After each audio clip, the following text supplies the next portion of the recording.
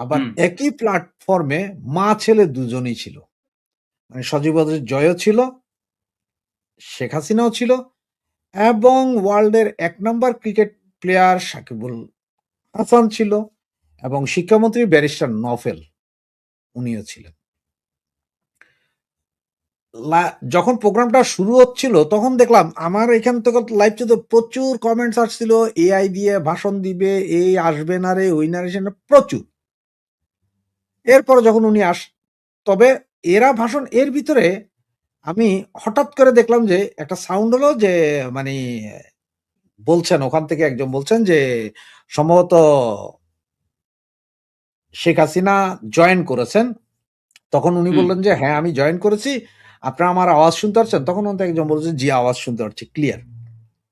তখনই আমি বুঝলাম যে উনি রিয়েলি জয়েন করে ফেলছে।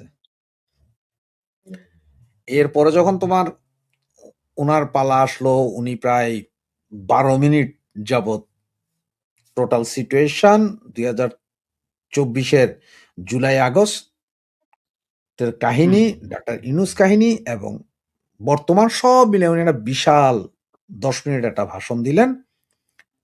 এরপরে উনি সাংবাদিকরা প্রশ্ন করা শুরু করলো, উনি 2টা বা 3টা দেওয়ার পরে উনি বললেন যে ঠিক আছে বাকি প্রশ্নের জবাব জয় দিবে। জয়কে সার্জিও গোল নিয়ে যখন একটা প্রশ্ন করা হলো সে জবাব দিল, দ্বিতীয় জবাবটাও দিল, তৃতীয় জবাবের সময় আবার নেত্রী এসে হাজির। নেত্রী বলে যে আমি দিচ্ছি, কারণ আসলে এমন কিছু পলিটিক্যাল কথাবার্তা জিজ্ঞেস করা হচ্ছে যেটা জয়ের দ্বারা সম্ভব, নেত্রীর দ্বারাই সম্ভব। তখন উনি সবাই অবাক হয়ে গেছে, সবাই মনে করছে উনি চলে গেছে, কিন্তু উনি যাননি। উনি মানে মাইকটা মিউট করে বসেছিলেন, শুনতেছিলেন কে কি বলতেছে না বলতেছে, কি প্রশ্ন। এরপর উনি জবাব দিলেন, বেশ কিছু প্রশ্নের জবাব দিলেন, সবকিছু দিলেন। এরপর অনেকের প্রশ্নের জবাব দিতে পারেন নাই, তখন বললেন যে উনি নিজেই বললেন যে আপনারা সকলে ইমেল করেন, আমার ইমেল দেওয়া আছে, ইমেল করেন, আমি আপনাদের জবাব পৌঁছে দেব। এর ভিতরে স্প্যানিশ মিডিয়ার একজন, এপির, এ ধরনের আরো অনেকেই প্রশ্ন করছে, এনডিটিভি, পিবি, সবকিছু। আসলে সারা পৃথিবীর বিভিন্ন মিডিয়ার লোকজন ছিল এখানে। গতকালকে তোমার লাইভে বলছিলাম যে এখানে 4,500 ছিল সাংবাদিক, রেজিস্ট্রেশনের জন্য ওয়েট করতেছিল, কিন্তু ওদের ক্যাপাসিটি ছিল সম্ভবত 350, 350 জন। সেখানে 305 জন শুধু সাংবাদিকই জয়েন করছে। তো এখন যাইয়া পরে দেখা গেছে লাস্টে এছাড়াও কিছু গেস্ট আছে না, যারা আয়োজক আছে, এদের সব মিলিয়া সিটার হয় না, তখন আর করে নাই। আমি বললাম, তোমাকে বলছিলাম যে আমি কনফার্ম ইনফরমেশন ছিল চন্দন নন্দী, উনি আমাকে বলছিলেন আজকে আবার এই প্রোগ্রামের পর 1.5 ঘন্টা পরে চন্দন নন্দী আমার লাইভে আসছিলেন আমার চ্যানেলে। সেখানে ওনাকে আমি সাথে করে জিজ্ঞেস করি, কি দাদা আপনি কি রাগ করে গেলেন না নাকি? তখন উনি আস্তে আস্তে বলে, দাদা আপনারা তো কালকেই বলছিলাম যে আমি রেজিস্ট্রেশনটা করতে পারিনি। প্রথমে দেখলাম যে ঢুকা যায়, আমি বললাম আস্তে ধীরে করবো, আস্তে ধীরে করতে যায়, শেষ মুহূর্তে যায় আর আমি রেজিস্ট্রেশনই করতে পারিনি। পরে আবার জার্মান ভিত্তিক একটা আছে, টিভি চ্যানেল আছে, ডিডব্লিউ, ওরা একটা লাইভ করছে ওখানে। ওরা বলল যে মানে সামনে প্রায় 3,500 সাংবাদিক এটার ঢুকার জন্য চেষ্টা করছিলেন, কিন্তু ওরা বললো যে 305 জন রেজিস্ট্রেশন করতে পারছে, ঢুকছে। তার কথা মতো হচ্ছে ওখানে কিছু প্লাজমা টিভির মতন স্ক্রিন ছিল বাহিরে, ওগুলো দেখছে, অনেক সাংবাদিক ওখানে দাঁড়িয়েছিল। এই আর তুমি যদি বলো যে এখন নেত্রী কি বলেছে, আসলে অনেকে দেখছি আমরা ওখানে লিখছিলেন যে নেত্রী আপনি ইয়েটা দেন, বাংলায় বলেন, বাংলা। আসলে এটা তো ইন্টারন্যাশনাল মিডিয়া, ওখানে বাঙালি নাই, আর বাংলাদেশে বাঙালি তো নাই। ভারতীয় বাঙালি যারা ছিলেন ওরা সব ওয়েল অ্যান্ড গুড ইংলিশ জানেন, এবং পুরাটাই ইন্টারন্যাশনাল মিডিয়ার সামনে। ওখানে বাংলায় বললে তো ওরা বুঝবে না, বাংলারে আবার ট্রান্সলেট করতে আরো 5 জন লাগবে। পরবর্তীতে আমি আবার এটাকে বাংলায় জিস্ট অংশটা, মানে মেইন যে মুদ্রা অংশটা, সেটা আমি আবার বাংলায় বিশ্লেষণ করে দিয়ে দিছি। আপনারা যারা জানতে চান এটা আপনারা এসএস সাবির ইউটিউব চ্যানেলে পাবেন। এটা বিভিন্ন পত্রিকাতেও আসছে। বাংলায় পুরা ওনার ভাষণটা বিভিন্ন পত্রিকাতে আসছে, বেশ কিছু অনলাইন পত্রিকা দেখলাম বাংলায় আসছে।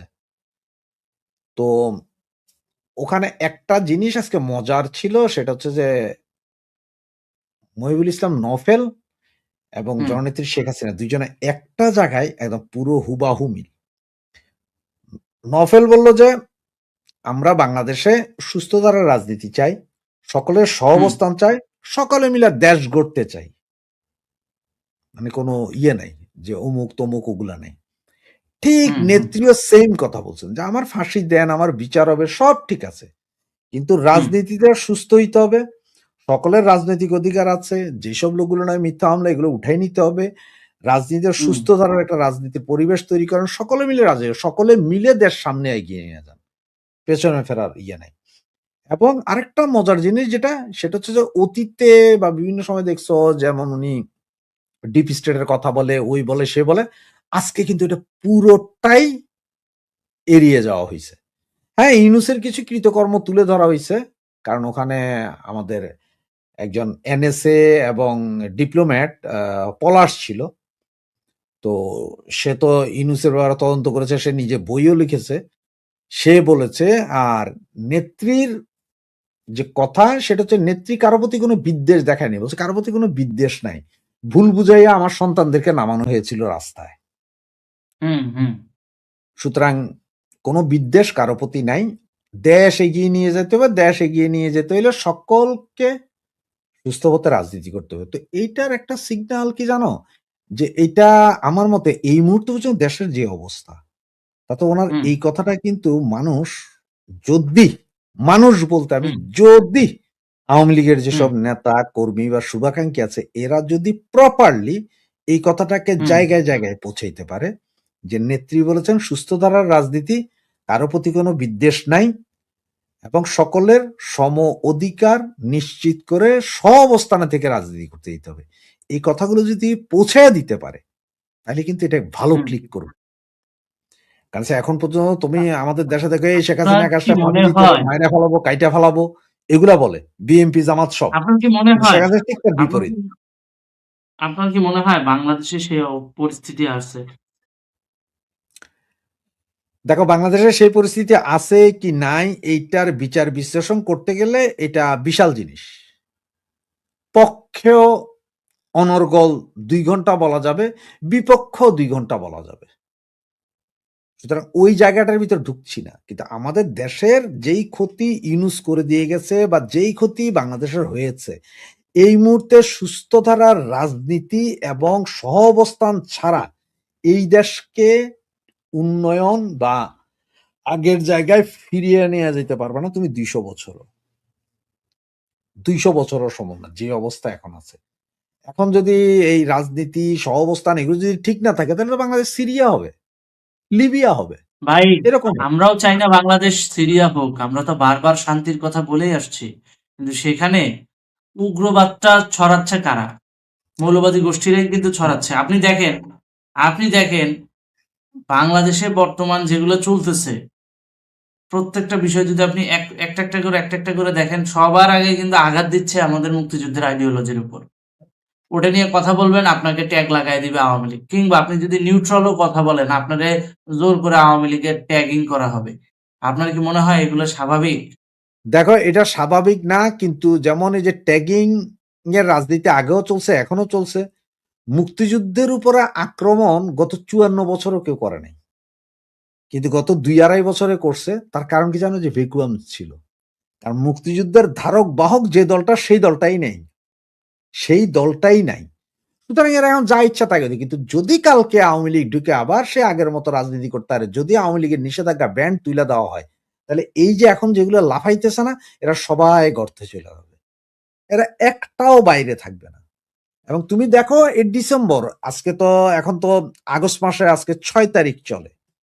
তুমি আগস্টের ৩০ তারিখ, সেপ্টেম্বরের ফার্স্ট উইক দেখো যে কত লোক দেশের বাইরে ভাগতেছে। সব ভাগবে, কারণ ওরা যা করছে কামাইছে। এরাও কামাইছে, কামাইয়ে নিয়ে তারাও এখন চলে যাবে। তারাও জানে যে আমরা এখন চলে গেলে ৫-১০ বছর না আসলেও দেশে চলবে। হুম, এরা কামাইছে।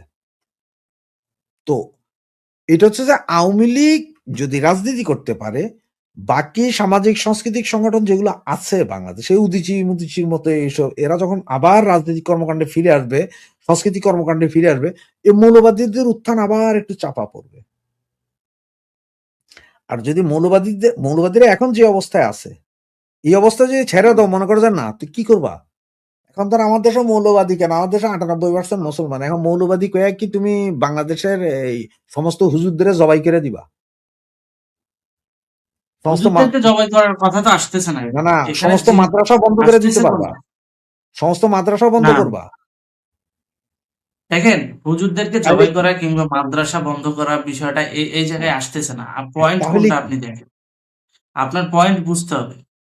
আপনি সুস্থ ধারার রাজনীতি চান, কিন্তু সন্ত্রাসকে গলায় আগলে ধরে তো সুস্থ ধারার রাজনীতি হয় না। সমাজকে আগে সন্ত্রাস মুক্ত করতে হবে। সন্ত্রাসী কারা? এই যে জুলাই যোদ্ধারা, যারা নিজেদেরকে যোদ্ধা দাবি করে, জুলাই যারা যোদ্ধা? যেখানে সেখানে গ্যাঞ্জাম করে। না না, জুলাই যোদ্ধা যারা, যারা নিজেদের খুব ইয়ে মনে করে, তার কারণটা কি? তোমার একটা কথা আমি বললাম যে আওয়ামী লীগ না থাকার কারণে একটা ভ্যাকুয়াম তৈরি হয়েছে, একটা ভ্যাকুয়াম, হুম, একটা শক্তি নাই। হুম, আর একটা শক্তি যেটা আছে সেটাও দুর্বল, দুর্বল শক্তি, হুম, কন্ট্রোলিং হুম, পাওয়ার নাই।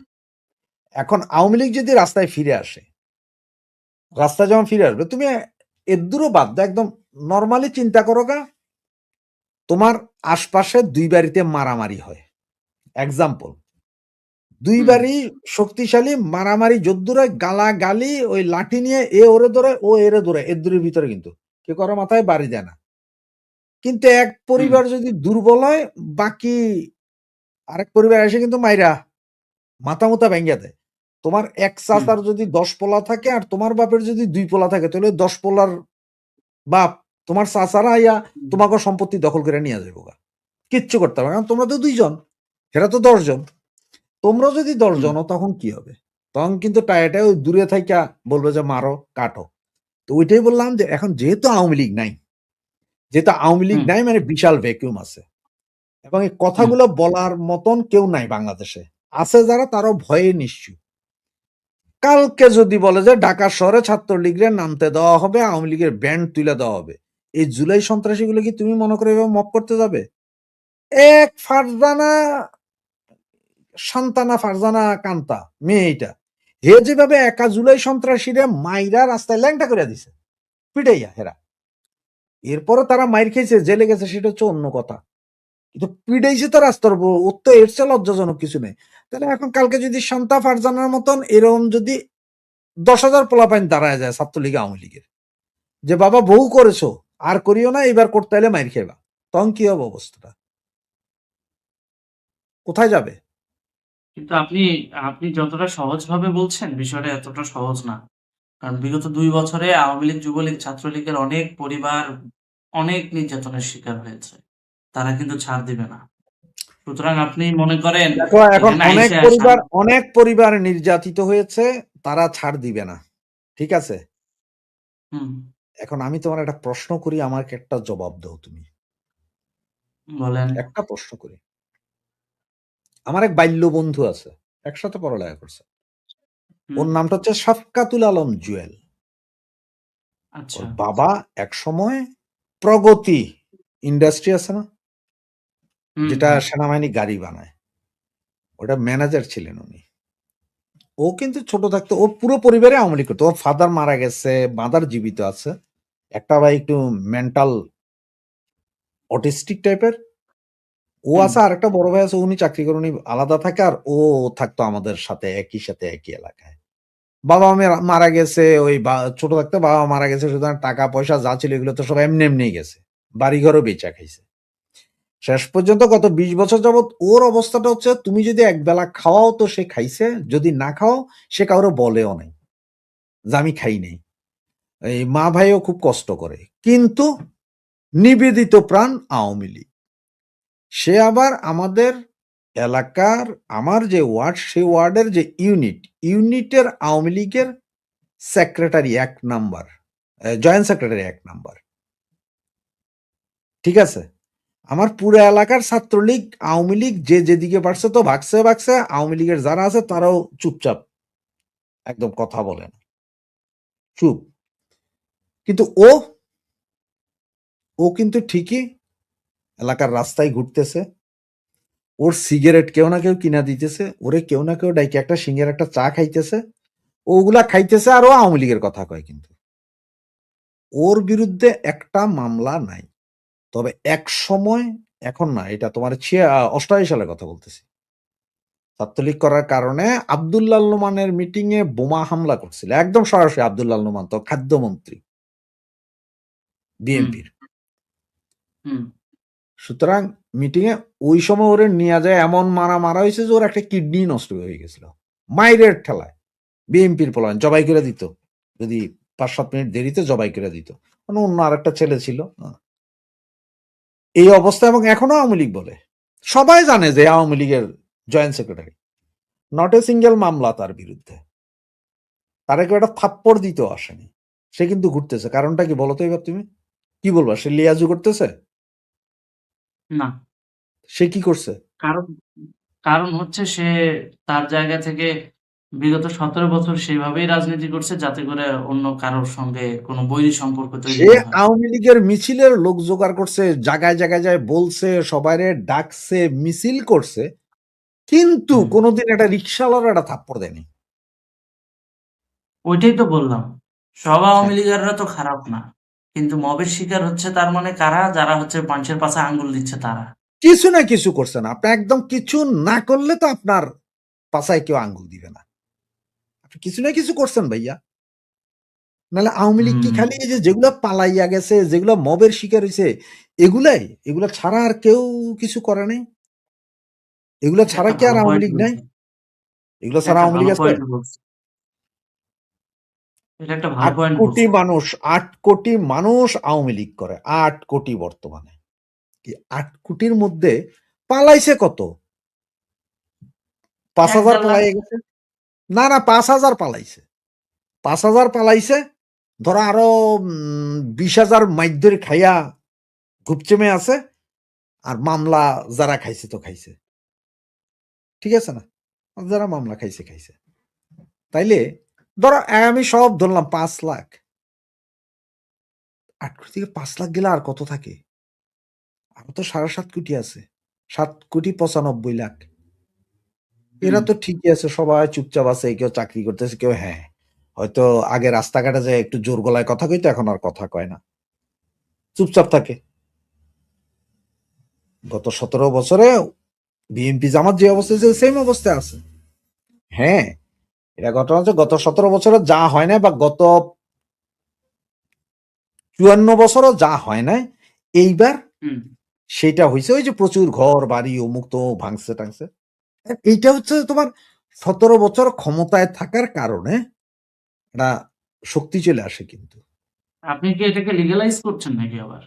কোনটাকে? না লিগালাইজ করছি না আমি তোমাকে। না ওই যে আমি তোমার 17 কিছুক্ষণ, বছর ধরেন, 17 আমি বছর, তোমার 20 বছর বলছিলাম। ক্ষমতায় থাকলে ক্ষমতা থেকে চলে গেলেই তার বাড়ি ভাঙতে হবে, এটা কোন নিয়মের মধ্যে পড়ে? আমি ওইটার নিয়মটা না। আমি তোমার কিছুক্ষণ আগে বলছিলাম যে আমি যদি পক্ষে কথা বলি তাও 2 ঘন্টা বলতে পারবো, বিপক্ষে কথা বললে তাও 2 ঘন্টা বলা যাবে। এটা পক্ষ সুতরাং বিপক্ষ এদের, না তো, হ্যাঁ, না এটা এটা এই যে মেইন হচ্ছে ভাঙতে দিচ্ছে, আমি এই বললাম যে গত, ধ্যান ধারণাটাই চেঞ্জ করতে হবে। না আমি বলছি গত 54 বছরে যা হয় নাই, গত 54 বছরে যা হয় না এবার তা হয়েছে, আমি এই কথাটা বলছি।